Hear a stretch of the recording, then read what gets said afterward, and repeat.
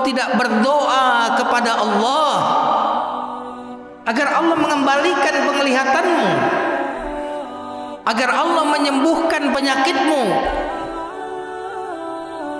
Dengarkan bagaimana sosok yang tegar ini. Kata beliau, kehendak Allah jauh lebih indah dan lebih baik daripada mataku. Subhanallah. Saya mau tanya, Nabi Ibrahim itu cinta nggak sih sama Nabi Ismail? Cinta nggak? Cinta aja tuh cinta banget. Cinta.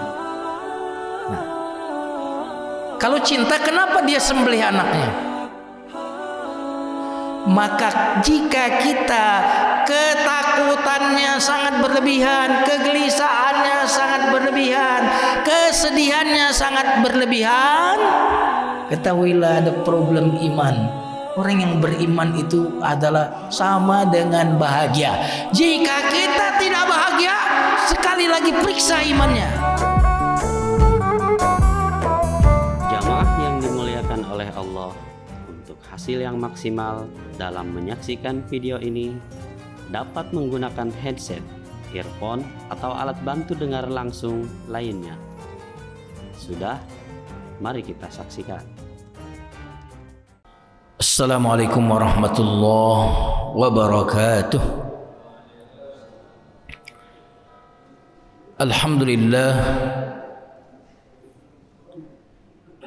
Alhamdulillahilladzi an'ama alaina ni'aman katsira hatta la tuhsa. Allahumma salli wa sallim wa barik ala nabiyyina Muhammadin sallallahu alaihi wasallam wa ala alihi wa ashabihi wa man sara ala nahjihi bi ihsanin ila yaumiddin, amma ba'd. Jamaah Masjid Asy-Syarif yang mudah-mudahan senantiasa Allah jaga dan Allah berkahi. Kita awali kajian kita pada pagi hari ini dengan membaca basmalah terlebih dahulu. Bismillahirrahmanirrahim. Kajian subuh ini akan membahas tema nasihat-nasihat untuk yang sedang bersedih, yang sedang menderita, yang sedang tertimpa musibah. Kenapa tema ini penting? Karena tak ada satupun di antara kita yang tidak ada ujian dan musibahnya. Coba angkat tangan di sini yang nggak ada ujian, nggak ada musibahnya di dalam hidup, angkat tangan. Cuma nggak ngaku aja ya. Saya beberapa jamaah saya, ya jamaah itu variatif kan. Ada yang secara ekonomi bawah, menengah, ada juga yang ekonominya atas. Ketika kita dekat dengan jamaah kita, ternyata yang paling banyak berkeluh kesah itu di antara jamaah tadi, dari yang paling bawah, menengah, sampai yang atas ekonominya itu justru yang paling banyak curhatnya itu yang mana kira-kira? Halo? Pengalaman saya, ustadz kecil-kecilan seperti saya ini, justru yang paling banyak yang ekonominya bukan menengah, malah yang atas. Makanya rating kebahagiaan negara yang paling bahagia itu ternyata bukan negara yang paling ekonominya paling bagus, bukan negara yang paling kaya. Amerika saja rating kebahagiaannya itu kalau nggak nomor 10, nomor 11. Jadi ternyata tingkat ekonomi yang baik belum tentu otomatis orang itu akan bahagia. Nah, jamaah sekalian yang dimuliakan Allah Subhanahu wa taala. Karena tidak ada satupun di antara kita yang tidak menghadapi ujian hidup, musibah hidup, macam-macam ujian itu. Ada yang dari kekurangan harta, ada yang dari kesehatan fisik, ada yang diuji di cobaan musibah melalui istrinya, anaknya, tetangganya, pekerjaannya, dan seterusnya. Maka hantaman dari ujian-ujian ini, musibah-musibah ini jika kita tidak sikapi dengan sikap yang baik, itu akan merobohkan keyakinan kita, akan merobohkan hati kita. Dan tahukah kita kalau hati ini roboh, keyakinan kita roboh, maka tubuh kita ini pun akan roboh.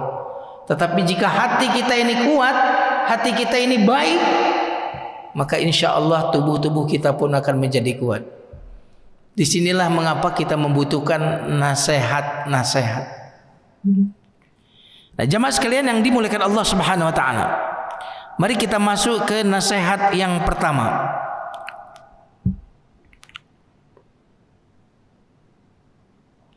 Yang bagi an natadzakkara daiman anna Allah qad irtada lana hadhil musibah. Hendaklah kita senantiasa mengingat bahwa Allah lah yang telah meridhoi terjadinya peristiwa itu atau penderitaan itu kepada kita. Allah lah yang telah memilih musibah itu untuk kita dan memilih kita untuk musibah dan penderitaan itu. Ini penting. Allah yang meridhoi peristiwa itu, penderitaan itu menimpa kita. Allah lah yang memilih musibah itu terjadi pada kita dan memilih kita untuk musibah itu.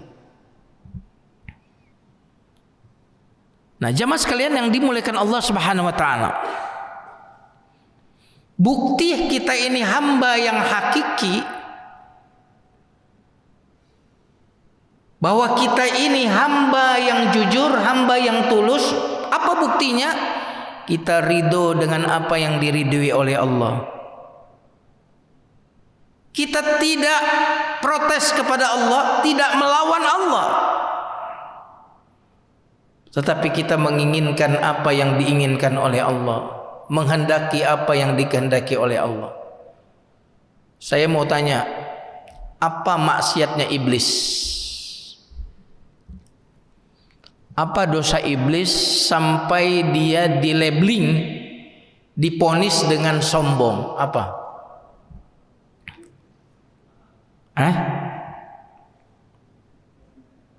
Dia protes kepada Allah. Dia melawan Allah, menentang Allah dalam soal apa? Perintah, betul nggak? Ketentuan Allah itu ada dua, jamaah sekalian. Ada berupa perintah, ada berupa larangan, dan ada juga berupa takdir-takdir. Jadi iblis yang menentang Allah dalam syariat, sujud, maka dia disebut sombong karena dia tidak ridho dengan ketetapan Allah. Dan orang-orang yang melawan Allah, tidak menerima ketetapan Allah dalam takdir termasuk musibah, ini dalam bahaya besar. Kalau dia tidak ridho, maka bisa saja dia akan sejajar dengan sikap iblis yang tidak ridho dengan perintah Allah Subhanahu wa taala. Nah, maka yang pertama ini kita harus sadari bahwa Allah lah yang memilih peristiwa ini terjadi untuk saya. Saya ingin A, yang terjadi B. Jika terjadi A, itu kehendak saya untuk saya. Tapi jika kejadiannya adalah B, itu kehendak Allah untuk saya. Kehendak Allah untuk saya jauh lebih baik daripada kehendak saya untuk saya. Saya ulang lagi ya. Halo, saya menginginkan A, tapi ternyata yang terjadi B. A itu keinginan saya untuk saya, tetapi jika yang terjadi adalah B, itu kehendak Allah untuk saya. Kehendak Allah untukku jauh lebih baik daripada kehendakku untukku. Subhanallah, dahsyat ini. Nah, jamaah sekalian yang dimuliakan Allah Subhanahu wa taala. Jadi selama ini kita berbicara tentang iblis. Oh, iblis itu karena dia melawan Allah, tak terima dengan ketetapan Allah berupa perintah itu. Maka jika kita juga tidak terima dengan ketetapan takdir yang Allah pilihkan untuk kita, maka kita boleh jadi disebut juga menentang Allah. Nah, jemaah sekalian yang dimuliakan Allah Subhanahu wa taala. Sa'ad bin Abi Waqqas, Sa'ad bin Abi Waqqas ini menarik. Beliau adalah salah seorang, kalau tidak salah, yang diberikan kabar gembira termasuk ahli surga. Ini Sa'ad bin Abi Waqqas. Beliau ini termasuk seseorang yang didatangi untuk diminta doanya. Jadi terkenal mustajab doanya. Jadi kalau ada orang punya masalah datang ke beliau, didoain, minta doa, didoain, langsung selesai masalahnya. Di fase akhir hidup beliau ini menderita sakit sampai dalam keadaan buta. Tiba-tiba ada anak muda mendatangi beliau lalu berkata, "Ya Syekh, engkau ini kan terkenal mustajab doa. Orang kalau punya masalah, punya problem, datang kepadamu minta doa dan mustajab doanya. Maka apa?" Kata anak muda ini, "Mengapa engkau tidak berdoa kepada Allah agar Allah mengembalikan penglihatanmu, agar Allah menyembuhkan penyakitmu?" Dengarkan bagaimana sosok yang tegar ini. Kata beliau, "Kehendak Allah jauh lebih indah dan lebih baik daripada mataku." Subhanallah. Kehendak Allah jauh lebih baik daripada mataku.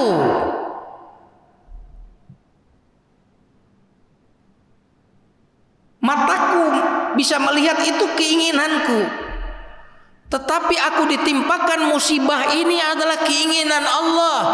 Keinginan Allah jauh lebih baik daripada kesembuhan mataku. Ini bukan larangan untuk berdoa ya. Akan tetapi ini adalah gambaran, lihatlah bagaimana seseorang yang betul-betul menampakkan kehambaannya kepada Allah secara hakiki.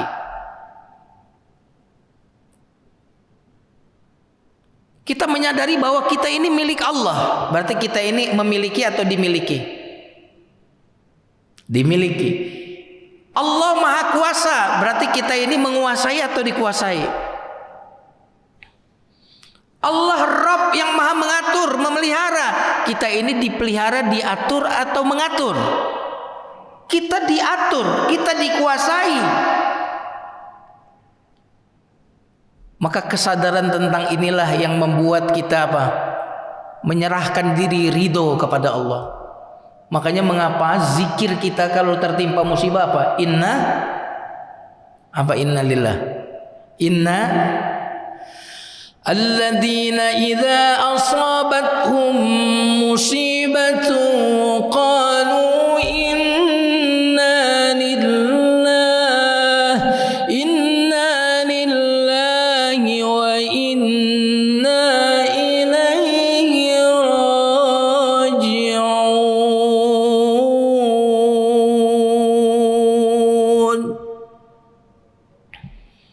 Adalah orang-orang yang ketika tertimpa musibah mereka mengatakan inna lillah.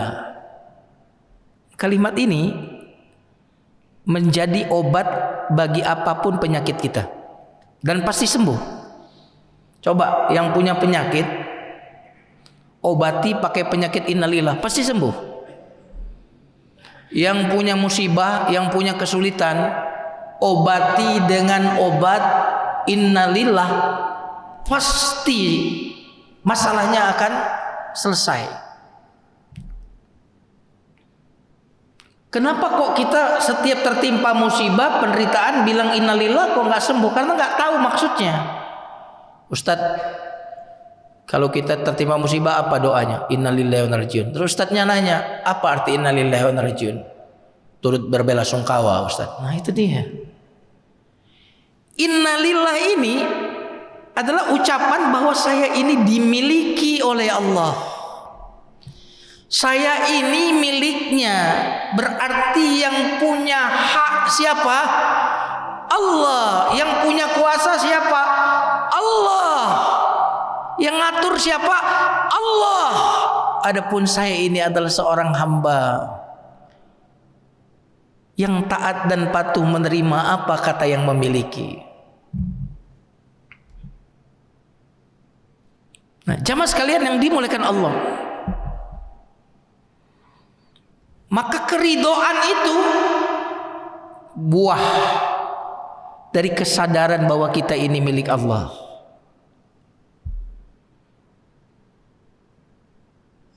Berarti kalau dimiliki, kita ini statusnya tuan atau hamba? Tuan atau hamba? Hamba. Maka kapan kita betul-betul nampak kehambaan kita kepada Allah? Di saat musibah, di saat penderitaan. Maka penderitaan itu jamaah sekalian bagi orang-orang yang beriman tidak menambah kecuali bertambahnya iman. Saya ulang lagi ya. Bagi orang-orang yang beriman, makin berat musibah itu, makin tampak bagi dia keimanan. Karena keimanan yang hakiki itu justru tampak ketika kita menghadapi ujian dan musibah ini. Nah, jamaah sekalian yang dimuliakan Allah, satu lagi kisah Imran bin Husain, salah seorang sahabat. Di akhir hidupnya beliau itu stroke, kalau bahasa sekarang stroke, lumpuh. Sekaligus ini bukti bahwa janganlah kita mengira kalau kita makin soleh, makin baik, bahwa kita akan terhindar dari ujian hidup. Jangan pernah menyangka kalau udah rajin ke masjid, rajin sedekah, rajin sholat tahajud, bahwa kita tidak akan mengalami ujian di dalam hidup ini. Jika karena ketakwaan, jika karena keimanan yang tinggi, orang itu bebas dari ujian hidup, niscaya para nabi tidak akan mendapatkan ujian yang berat di dalam hidup ini.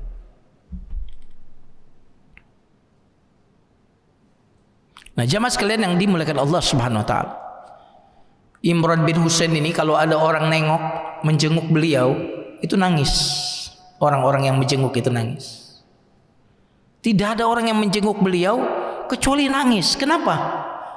Jadi yang jenguk itu nggak tega ngelihat tubuh beliau ini. Yang makin hari makin mengecil, di bawah kasurnya beliau itu, ya kalau sekarang itu disediakan untuk tempat pembuangan hajatnya beliau, karena nggak bisa lagi bergerak. Jadi ada orang yang sengaja lama tidak menengok beliau, karena kalau menengok pasti nangis, nggak tega kalau ditengok itu. Tetapi Imran bin Husain ini, setiap kali orang-orang itu menengok beliau, beliau senantiasa tersenyum. Sehingga yang menjenguknya berkata, kami heran, kami melihat engkau saja sudah menetes air mata kami, nggak tega. Tapi setiap kali kami menjenguk engkau, engkau tersenyum. Lalu dia menjawab, apa yang Allah sukai, aku menyukainya. Apa yang Allah cintai, maka aku mencintainya. Coba lihat, inilah hamba yang hakiki. Kita bukan hamba kesehatan, sehingga kita hanya tersenyum ketika sehat. Kita bukan hamba kekayaan, sehingga kita tersenyum kepada Allah saat kaya. Kita adalah hamba Allah, maka kita tersenyum kepada Allah dalam semua keadaan dan penderitaan. Dan bahasa lisan dari tersenyum itu adalah doa yang kita ucapkan di pagi hari dan di sore hari. Raditu billahi robba. Subhanallah. Siapapun yang sedang tegang dengan kesulitan hidup, kalau dia paham zikrullah ini, zikir ini, saat itu juga seluruh sarafnya akan merasa relaksasi. Raditu billahi robba. Aku ridho padamu ya Rabb. Aku ridho dengan rezeki yang kau berikan kepadaku ya Rabb. Aku ridho dengan postur tubuh yang kau berikan kepadaku. Aku ridho. Aku ridho dengan takdirku, dengan kau jadikan si fulan itu pasanganku. Aku ridho kau karuniakan anak kepadaku. Aku ridho dengan income-ku ya Rabb. Aku ridho ya Rabb dengan seluruh ketetapanku, ketetapanmu ya Rabb. Raditu billahi robba.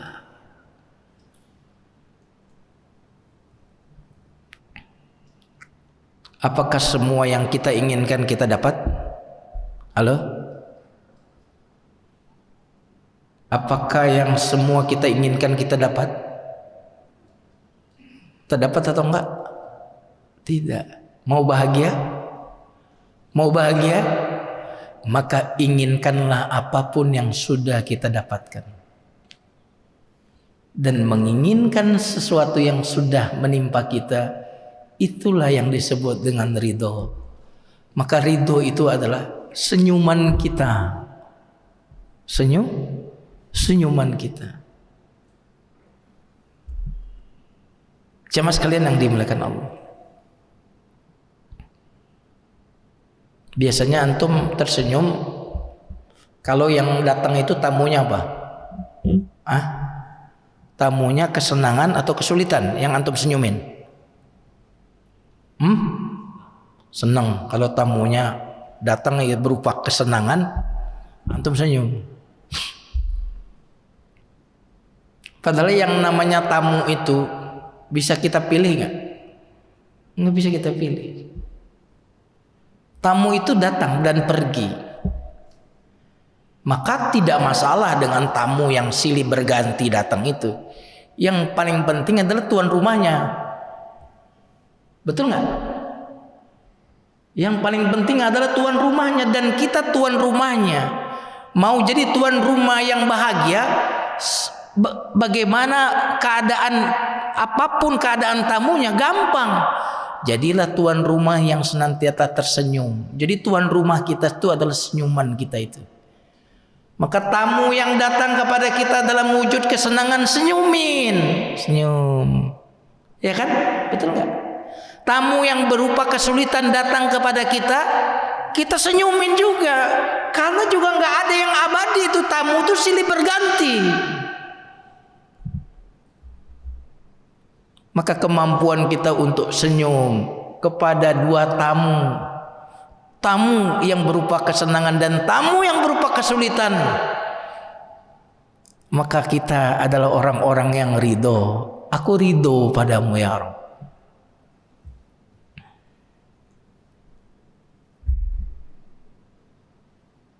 Awan itu senantiasa putih cerah atau kadang gelap? Jemaah, kadang gelap, kadang cerah, betul nggak? Nah itulah tamu. Tamu itu kadang awan gelap, ya kan? Kadang cerah awannya. Nah kita ini bukan awan gelap dan bukan awan cerah, awan putih. Kita ini adalah langit yang biru.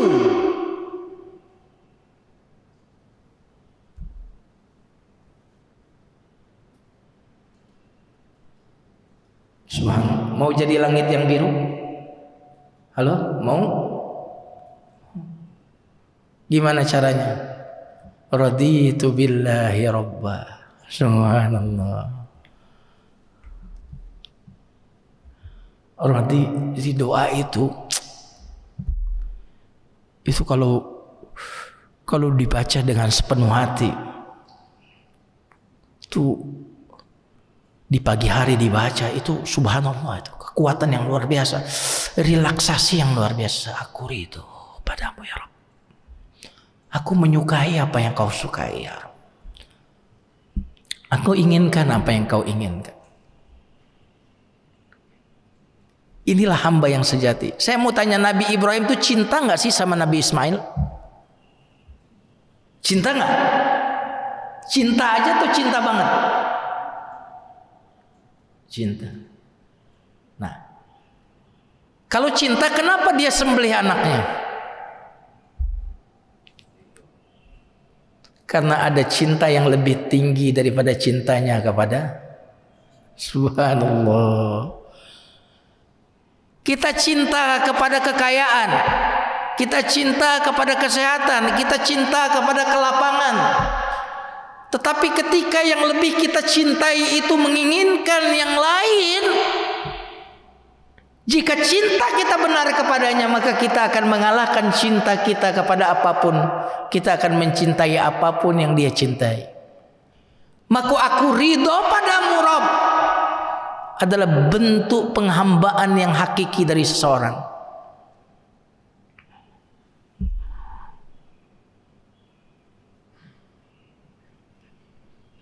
Makanya ada yang mengungkapkan seperti ini, jemaah sekalian. Jika aku berdoa, lalu doaku terkabul sesuai dengan harapanku, aku bahagia. Tapi jika aku berdoa, yang terjadi adalah tidak sesuai dengan harapanku, maka aku lebih bahagia. Subhan. Jadi orang beriman itu senantiasa bahagia, ya kan? Di sana senang, di sini senang, di mana-mana. Anda belum beriman dengan iman yang sempurna kalau kita belum sampai di level itu.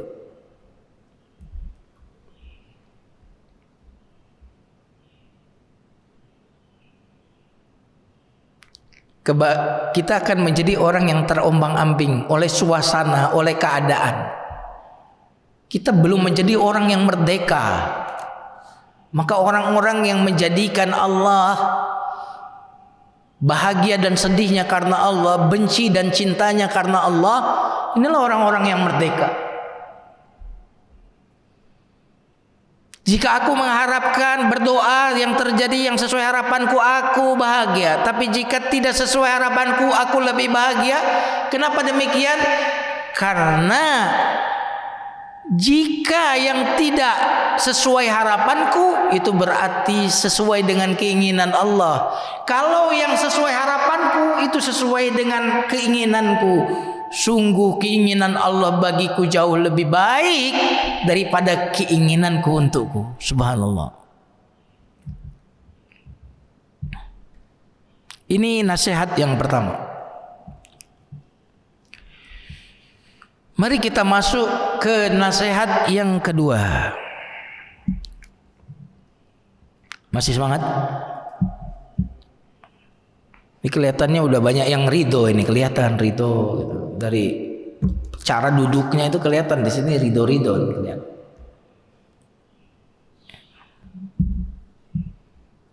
Orang-orang yang tidak ridho susah tidur, Pak. Betul nggak? Betul nggak? Iya. Anda mau nggak tidur gampang? Ridho. Ridho itu bukan sabar, Pak. Ridho itu levelnya lebih dari sabar.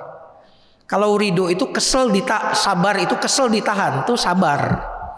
Kalau sabar itu kesel ditahan, itu sabar. Marah ditahan, itu sabar. Kalau ridho bukan menahan, tetapi menerima.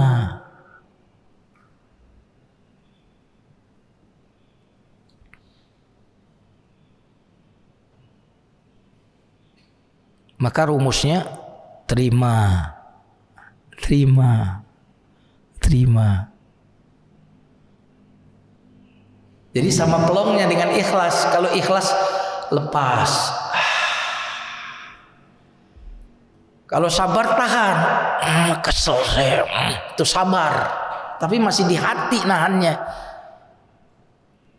Kalau ridho nerima. Begini kalau ridho. Ada tamu datang, ahlan wa sahlan. Nih gini tangannya. Ahlan marhaban. Nah itu ridho. Tapi kalau ikhlas apa? Melepas.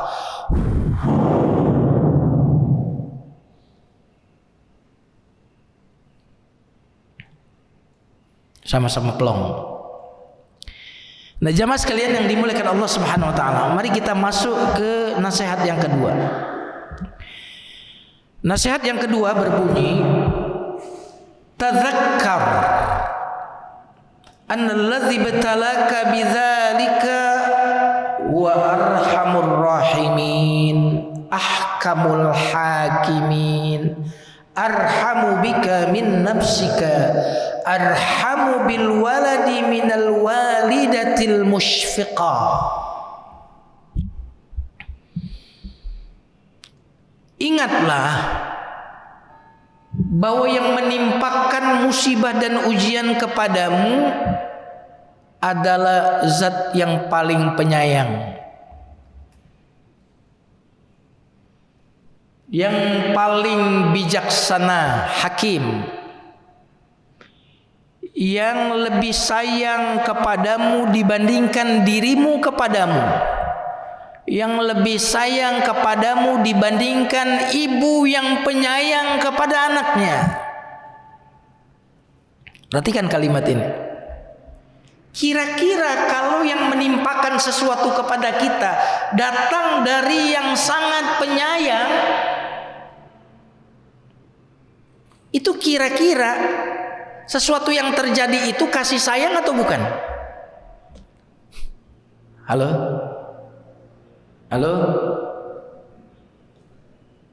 Sesuatu datang kepada saya dari yang paling penyayang, berarti sesuatu yang datang dan menimpa saya ini kasih sayang bukan? Masalahnya yang datang kepada kita itu bukan cuma kesehatan. Kalau yang datang kepada kita itu, yang datang dari penyayang itu adalah kesehatan, maka kita mengatakan engkaulah yang maha penyayang. Itu tidak menunjukkan kualitas keimanan kita kepadanya. Akan tetapi jika yang didatangkan kepada kita adalah satu penyakit, lalu kita mengatakan ini adalah kasih sayang, itu tanda jujurnya keimananmu. Dan saya katakan di Quran ada contoh yang Allah sebutkan tentang orang yang mengatakan engkau yang maha penyayang, yang paling penyayang saat dia ditimpa penyakit dan penderitaan. Siapa itu? Nabi Ayub. Apa doanya Nabi Ayub? Tapi ini bukan doa sebenarnya. Itu curhat. Kalau doa itu biasanya ada yang diminta, ya Allah sembuhkan aku, ya Allah berikan kekuatan padaku. Itu kan ada yang diminta. Nabi Ayub alaihissalam, kita tahu bagaimana beliau ditimpa musibah yang sangat luar biasa. Anak-anaknya meninggal semua dalam satu waktu, meninggal semua anaknya. Hartanya ludes semua. Kemudian penyakitnya itu kalau dari sisi efek sosialnya orang menjauhi beliau, mirip-mirip COVID lah gitu. Kan kalau COVID itu orang diisolasi, beliau itu diisolasi.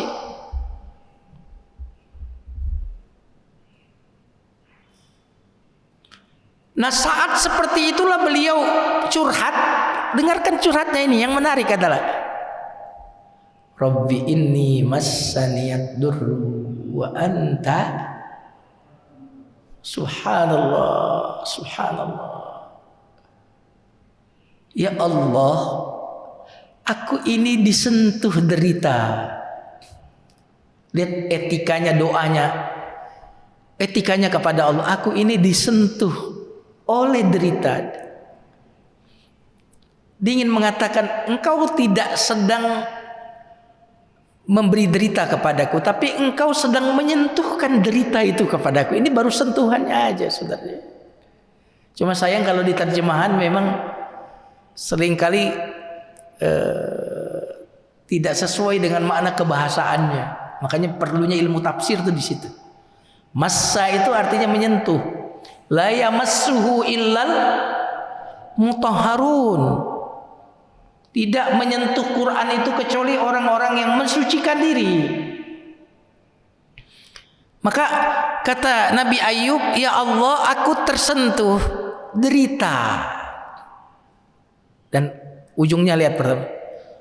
Dan engkaulah yang paling penyayang kepadaku. Subhanallah. Lihat. Bagaimana Nabi Ayub mengatakan saat beliau ditimpa ujian berat justru mengatakan engkau arhamur rahimin, engkaulah yang paling penyayang kepadaku. Kira-kira kalau kita yang sakit, kalau kita menderita dapat ujian, kira-kira masih bilang enggak Allah itu arhamur rahimin? Engkau itu paling sayang padaku.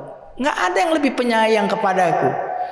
Kalau kita mengungkapkan itu di saat kaya, di saat sejahtera, di saat lapang, wajar. Tapi Nabi Ayub mengatakan itu di saat seluruh yang dia miliki itu sirna, lepas darinya. Makanya mengapa setelah doa itu Nabi Ayub ini disembuhkan penyakitnya, kemudian hartanya dikembalikan, kemudian dia mendapatkan anak sejumlah itu juga, sejumlah yang hilang juga, dia punya anak lagi sejumlah itu. Kenapa demikian? Karena husnuzonnya kepada Allah, karena keyakinannya kepada Allah. Seolah-olah Allah ingin mengatakan, ya Nabi Ayub, cintamu padaku bukan karena aku memberikan kekayaan kepadamu. Cintamu padaku bukanlah karena aku memberikan kesehatan kepadamu. Cintamu kepadaku bukanlah karena aku memberikan kesejahteraan kepadamu, tapi cintamu kepadaku karena aku. Subhanallah, cintamu tulus wahai Ayub.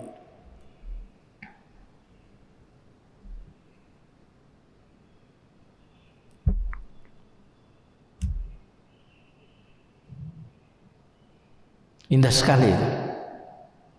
Berarti Nabi Ayub tidak memahami penderitaannya sebagai sebuah keburukan, tapi dia memahami penderitaannya sebagai sebuah rahmat. Karena itu saat menderita itulah dia mengatakan, wa anta arhamur rahim. Tidak ada yang lebih penyayang kepadaku melebihi aku. Ibuku sayang padaku, tapi gak ada apa-apanya dengan kasih sayang. Dan itu diungkapkan saat menderita. Subhanallah. Allah maha penyayang gak, Pak? Maha penyayang gak? Maha penyayang gak? Maha baik gak? Kita sekarang ngomong begini ini karena kondisi kita baik-baik aja.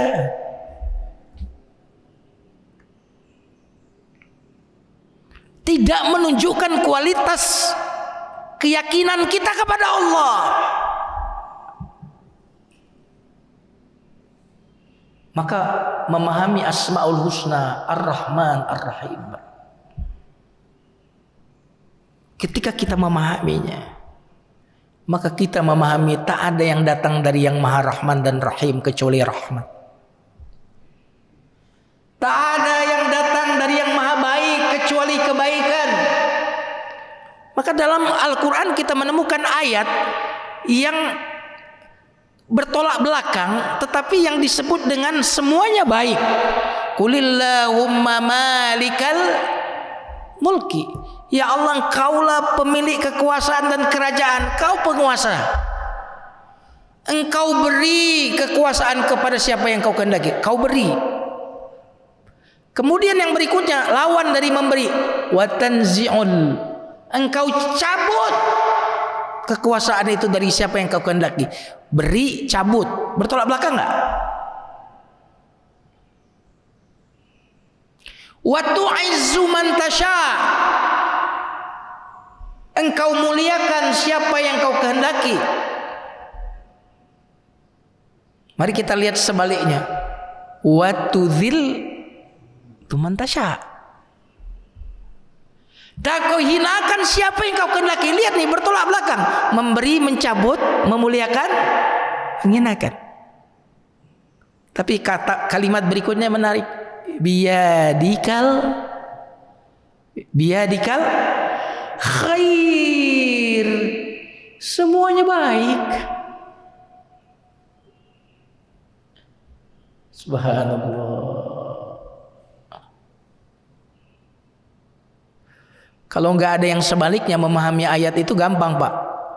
Qulillahumma malikal mulki tu'til mulka man tasha'u wa tu'izzu man tasha'u biyadikal khair. Itu enak banget itu memahaminya. Logis, ya kan? Diberi kekuasaan dan dimuliakan dengan tanganmu yang maha baik. Gampang memahaminya. Tapi ketika ayat itu berbunyi, engkau pemilik kekuasaan, kau beri kekuasaan kepada siapa yang kau kehendaki, engkau cabut dengan paksa dari siapa yang kau kehendaki, engkau muliakan siapa yang kau kehendaki, kau hinakan siapa yang kau kehendaki, semuanya dari tanganmu yang maha baik. Ya Pak, gimana tuh?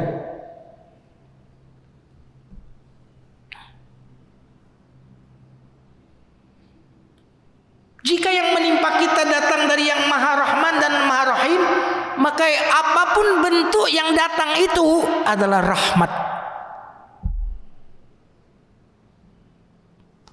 Makanya seseorang yang tertimpa musibah berdoa kepada Allah, ya Allah rahmatilah aku. Dia banyak musibah, rahmati aku ya Allah, rahmati aku. Maka dijawab oleh Allah, bagaimana aku merahmatimu dari rahmatku?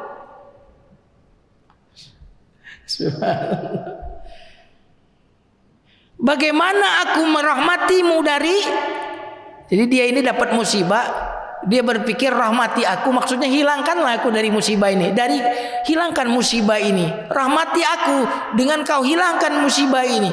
Maka Allah mengatakan, bagaimana aku merahmatimu dari rahmatku?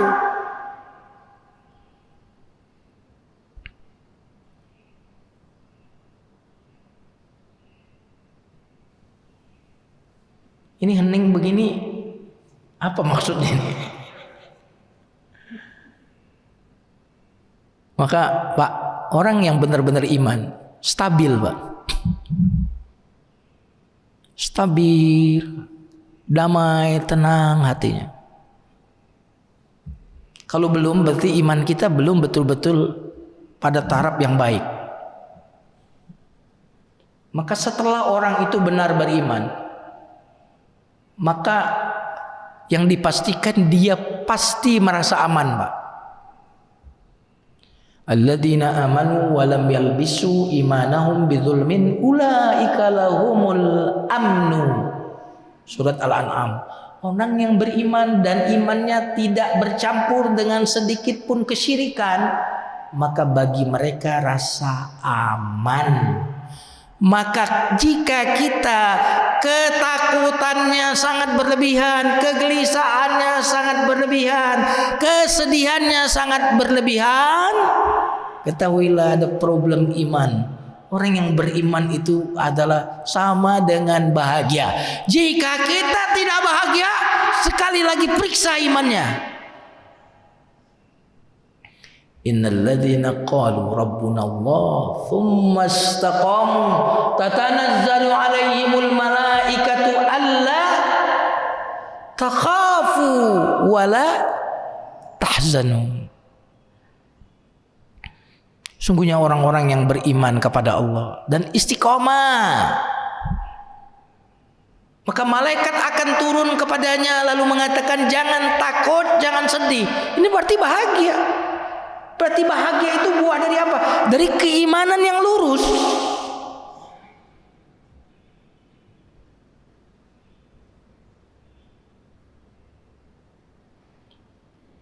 Jadi jangan ngaku imannya baik kalau gelisaan melulu, kalau sedih melulu. Jangan takut wahai Abu Bakar, jangan sedih. Allah bersama kita. Kata siapa tuh? Nabi Muhammad. Kapan dia mengatakan itu? Saat musuh ada di depan mata. Makanya disebutkan fa anzalallahu sakinatahu alaihi. Allah turunkan sakinah. Jadi kata sakinah itu bedanya dengan mutmainnah. Kalau mutmainnah itu bapak tenang dalam situasi yang memang kondusif, itu namanya mutmainnah. Kalau sakinah, bapak tenang di saat suasananya tidak mendukung, itulah sakinah. Makanya kata sakinah di Quran itu rata-rata ayatnya terkait dalam kondisi yang tidak kondusif Pak untuk tenang.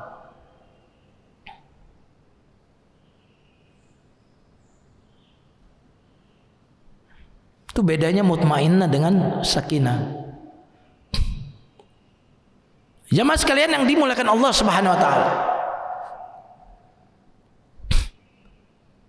Nabi Musa dikejar oleh Firaun. Depannya lautan, di belakang Firaun dan bala tentaranya.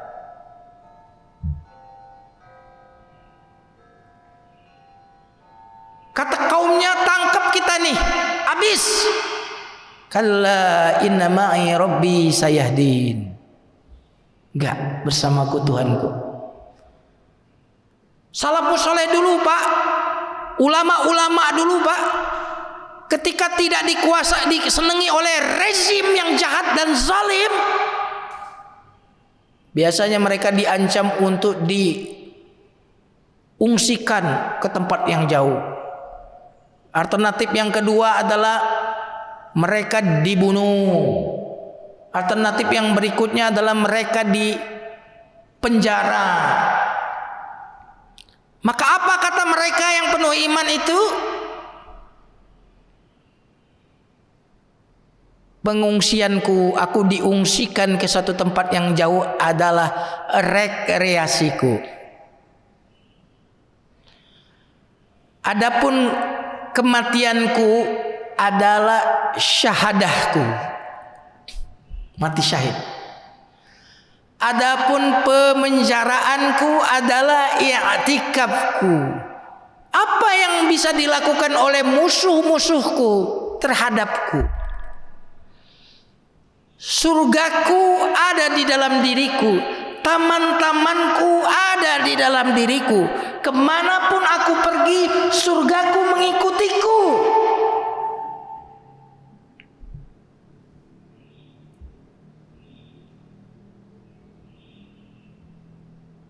Jadi nggak ada seorang pun yang bisa memenjarakan ulama, tuh nggak ada. Yang dipenjarakan tuh cuma fisiknya doang. Kita yang sedih, ulamanya mah nggak sedih. Karena ulama itu hatinya bebas, makanya berani bicara kebenaran tuh ulama. Karena hatinya bebas dari ketakutan kepada selain Allah.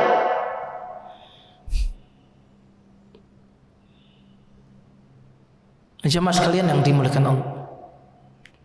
Maka orang-orang yang sudah memahami nasihat-nasihat tadi dengan baik, meresapinya, kemudian yakin,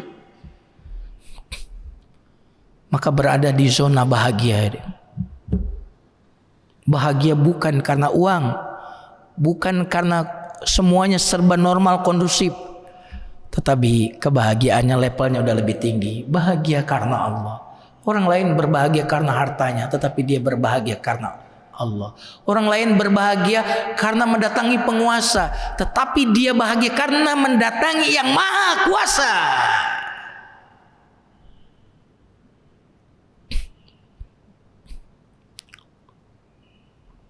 Ini nasihat yang kedua. Masih berapa menit lagi? Hah?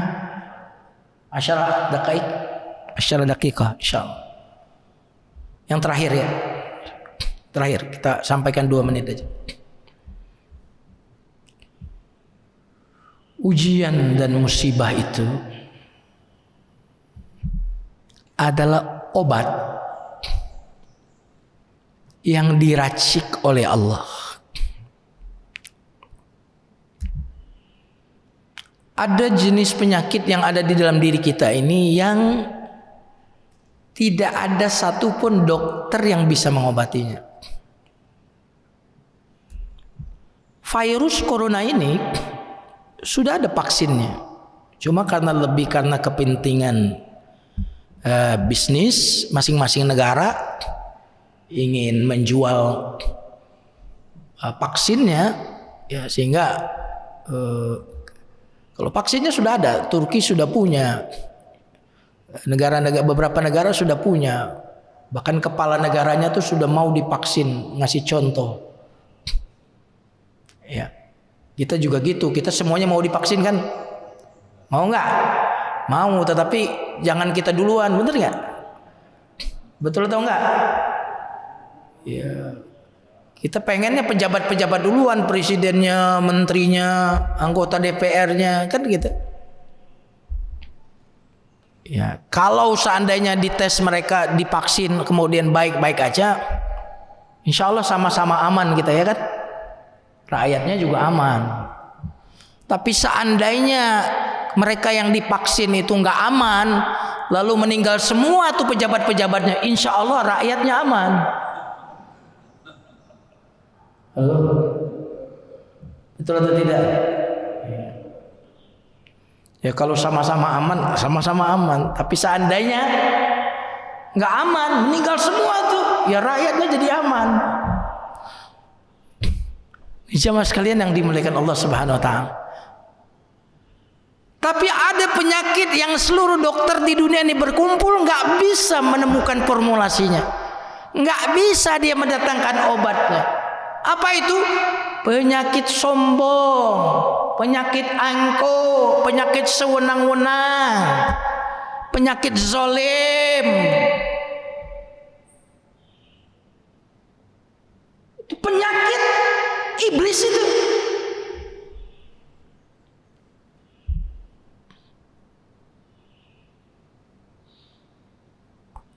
Maka Allah Subhanahu wa taala mendatangkan kepada kita obat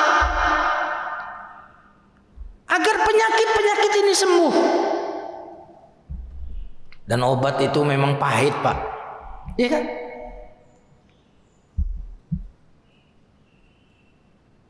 Makanya yang zolim itu bentar lagi diobatin sama Allah itu. Halo? Bentar lagi diobatin. Apa obatnya? Musibah. Banyak orang-orang yang salah paham. Oh, kalau dia berkuasa zolim, karena dia berkuasa nggak ada yang bisa menghukumnya. Salah Anda. Apotiknya Allah tuh obatnya banyak. Kecelakaan di jalan raya, kecelakaan bis, jatuh, ditabrak kereta. Mereka pikir bisa selamat. Anda salah. Jadi tenang. Wahai orang-orang yang dizalimi, tenang. Jika Anda yang membalas orang yang zalim itu, balasannya sesuai dengan kekuatan Anda. Jika Anda serahkan balasan kepada Allah, maka hukumannya sesuai dengan kekuasaan dan kekuatan Allah.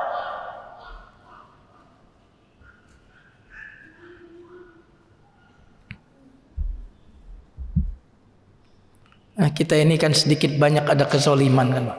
Betul nggak? Ada nggak kezaliman kita ini sedikit banyak? Halo? Ada pasti. Zalim kepada diri sendiri, zalim kepada istri, zalim kepada anak, zalim kepada keluarga kita. Maka Allah Subhanahu wa taala memberikan formulasi obat untuk kita.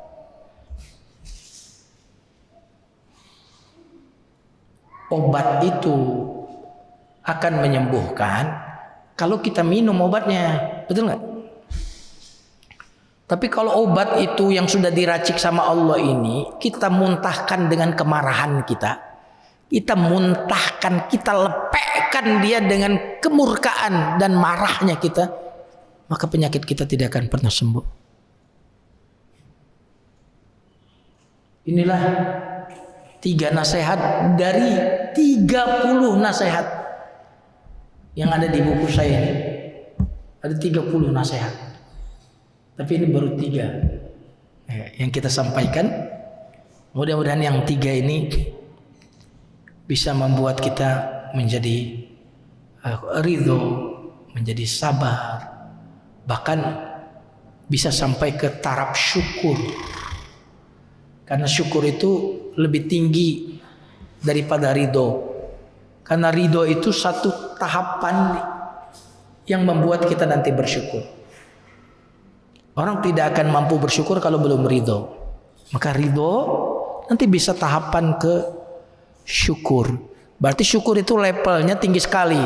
Karena tinggi sekali, sedikit yang ada di situ. Wa qalilum min ibadiyas syakur. Sedikit sekali hambaku yang bersyukur. Yang tasyakuran banyak, yang tasyakuran. Kalau yang bersyukur sedikit. Makanya targetnya iblis adalah membuat orang itu tidak bersyukur. Aku akan datangi manusia dari depan, dari belakang, dari kanan, dari kiri. Apa targetnya? Agar mereka tidak bersyukur. Karena iblis tahu betul level syukur ini level yang tinggi sekali. Jangan sampai dia berada di level itu. Wallahu a'lam bishawab. Alhamdulillah. Mungkin ada satu pertanyaan. Amin. Satu dulu. Belum tutup dan doa. Ada itu. Oke, Oke, mari kita tengahkan tangan. Astaghfirullahaladzim. Allahumma salli ala Muhammad wa ala ali Muhammad. Alhamdulillahi rabbil alamin. Hamdan yuwafi ni'amahu wa yukafi mazidah. Ya Rabbana lakal hamdu kama yanbaghi li jalali wajhikal karim wa 'azimi sultanik. Radina billahi rabba wa bil islam dina wa bi Muhammadin sallallahu alaihi wasallam nabiyyan wa rasulan. Allahumma inna asbahna minka fi ni'matin wa afiyah. Asbahna minka fi ni'matin wa afiyatin wa sitr. فأتم علينا نعمتك وعافيتك وسترك في الدنيا والآخرة. سبحان ربك رب العزة عما يصفون وسلام على المرسلين والحمد لله رب العالمين والسلام عليكم ورحمة الله وبركاته.